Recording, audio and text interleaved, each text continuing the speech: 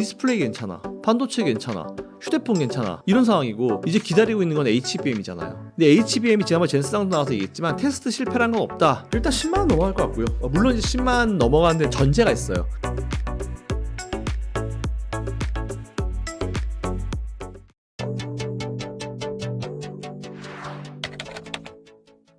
쉬어야 되는 상황, 쉬어야 됩니다. 너무 많이 올랐어요. 너무 빠르게 많이 올랐죠.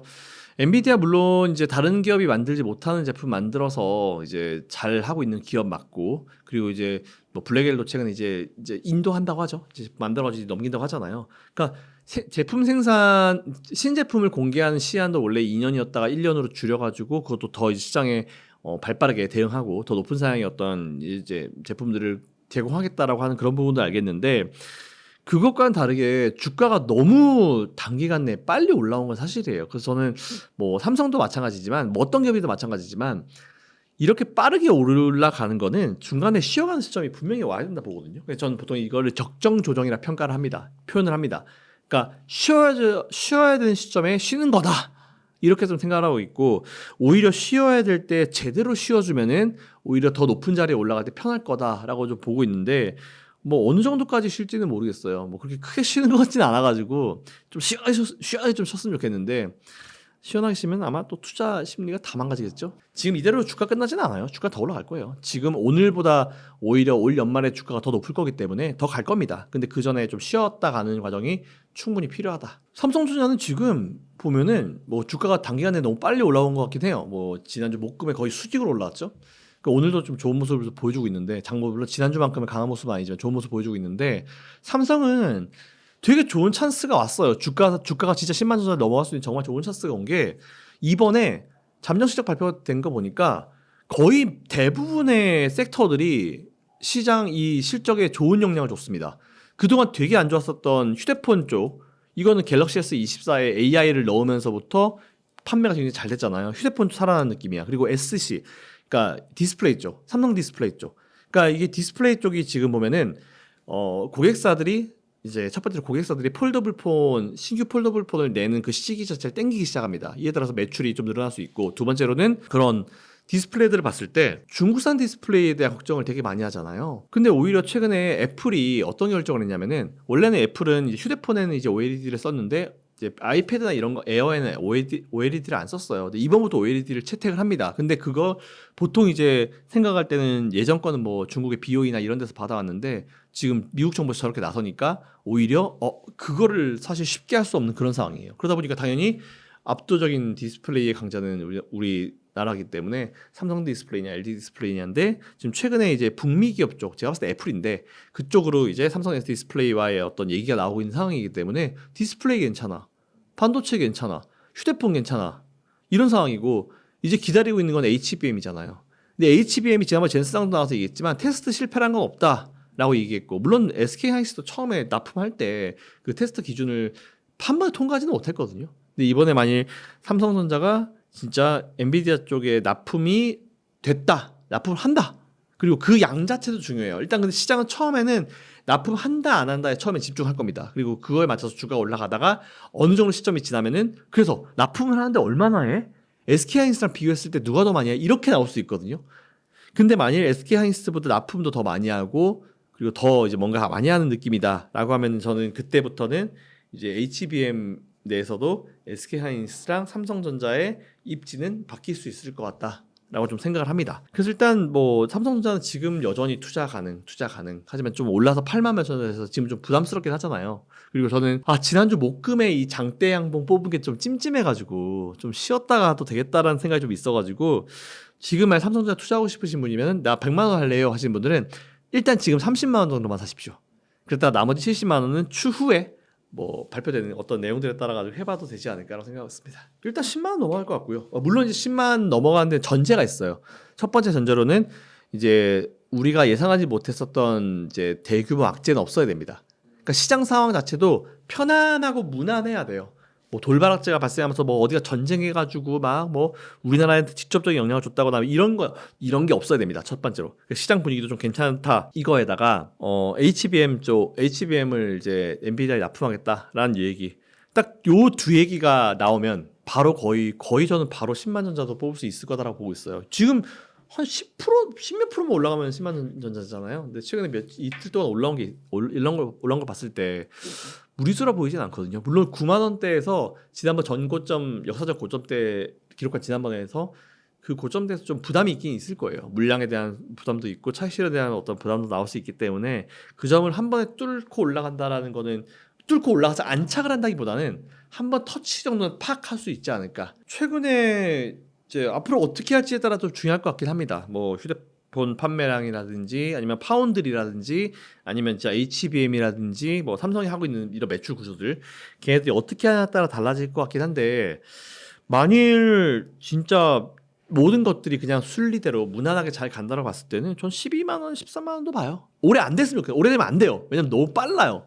그래서 요번 랠리가 한 2, 3년 시장 랠리가 한 2, 3년 정도 될 거라 보는데 그 기간 내에는 뭐 한 12만 원, 13만 원까지 뭐 돌바락제가 없다라고 했을 때 뭐 충분히 노려볼 만한 어떤 수치가 아닌가라고 생각하고 있습니다. 근데 10만 전자는 오래는 될 것 같아요. 다른 이슈만 없다라고 하면 일단 세제 혜택 뭐 제일 크고요. 그리고 이제 그 기업들한테 돈을 대출을 해주는 저리로 대출해 주는 건데 이번에 삼성이 제가 봤을 때는 진짜 이거 사활을 걸고 칼을 뽑아든 것 같아요.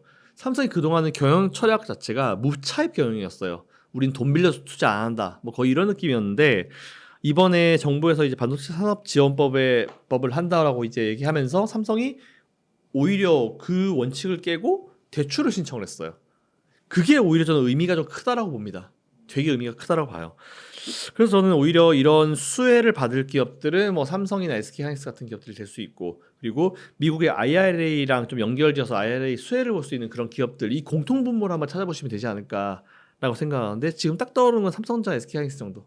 네, 이 정도가 나오네요. 일단 지금 보면 우리나라가 지수 자체가 되게 오래 침체돼 있었잖아요. 그래서 지금 코스닥 기업들 중에서도 실적 괜찮고 뭐 성장성 괜찮은 기업들 많습니다. 그런 기업들 사면 저는 최소 50에서 100% 수익 정도는 어렵지 않은 종목들이 지금은 꽤나 많다 보고 있어요.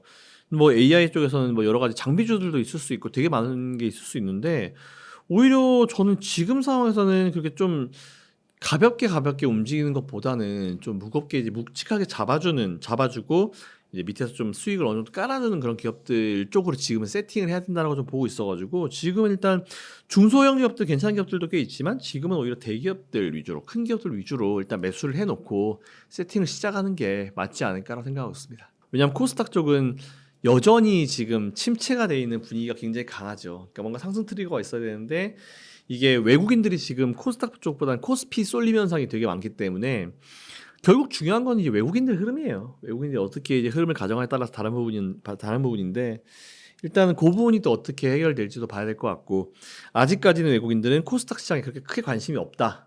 예, 그래서 당장의 어떤 강한 반등을 코스닥이 노리기에는 쉽지는 않다.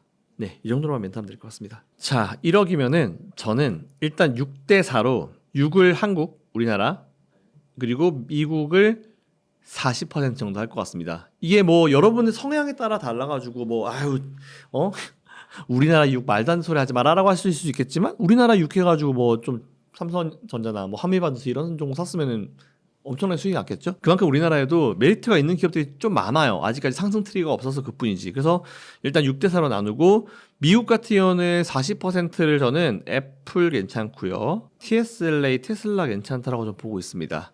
그리고 뭐 퀄컴 같은 기업도 괜찮다라고 좀 보고 있고 나머지 10% 비중은 뭐 ETF라든지 아니면 뭐 현금 보유 네, 이 정도로 해보시면 되지 않을까 생각하고 있고 우리나라는 뭐 똑같아요. 저는 반도체, 2차 전지 사야 되죠. 그리고 디스플레이, 그리고 자동차 요 정도 라인 여기다 바이오 총 5개 업종에 투자를 해보시면 좋을 것 같고 뭐 분장은 굳이 현금 비중을 가지고 있을 필요가 있을까요? 뭐 눌릴 때 매수하는 거?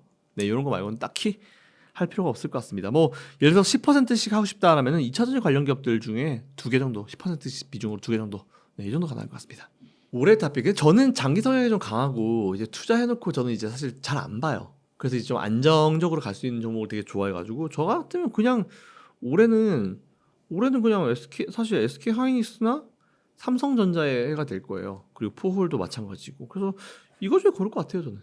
네, 굳이 뭐 일단 뭐 금투세에 대한 건 우리가 계속 운동을 해야 됩니다. 금투세 폐지를 해야 됩니다. 일단 폐지를 해야 지난번 방송 출연했을 때 말씀드렸지만 금투세 같은 정말 말 같지도 않은 그런 법안들은 폐지를 해야 맞다고 좀 보고 있고요. 일단은 그게 만일 정리가 좀 된다라고 하면은 우리나라 시장은 더 가벼워질 수 있어요. 외국인들이 지금 금투세를 폐지하려고 하는 우리나라의 그 정치권의 이 이슈들을 잘 알고 있기 때문에 사실 티 안 나게 우리나라 지수를 누르는 이런 이슈들이 좀 정리가 될 필요가 좀 있을 것 같다고 생각이 듭니다. 근데 이게 정리가 되게 되면은 그때부터는 좀 우리가 앞으로 한 최소 1, 2년 정도는 좀 가볍게 투자를 할 수 있는 그런 시점이 되지 않을까. 물론 중간에 적정 조정은 분명히 있을 겁니다. 있어야 돼요. 크게 뭐 단기 고점 대비해서 10%씩 20%씩 밀어버리는 조정은 있을 겁니다. 예전에 2000년도 초반부터 2007, 8년도까지 대세상 성장 코스피가 거의 뭐 한 3배 올라갔던 그때도 분기별로 한 번씩 단기 고점 대비해서 10% 혹은 20%씩 조정이 나왔거든요. 기관이요. 뭐 결국 그들의 포트폴리오에 변화가 좀 있어야 될 것 같은데 우리나라가 시장에 조금 더 안정을 찾게 되면 그럴 수 있겠죠. 게다가 또 펀드를 가입해주는 사람이 많아지면 그럴 수 있겠죠. 근데 되게 재밌는 게 이런 통계도 있어요. 펀드 가입이 역사상 최고를 찍었다라고 했을 때 매도 시점입니다. 주식 매도 시점. 왜냐하면은 이제 이건 진짜 다 맡기는 거고, 예전의 사례를 봤을 때도 펀드가 지금 보면 이제 좀 뭔가 매수할 종목들이 많은 상황에서 이제 개인 투자들이 개인이 많이 하니까 펀드도 지금 가입을 많이 받고 있는 상황이잖아요. 근데 사실 이게 그렇게 치면 또 금투세가 폐지에 대한 이유가 또 있네요. 금투세 폐지가 안 되면 또 펀드 가입도 못할 거 아니에요. 아이들 거 펀드.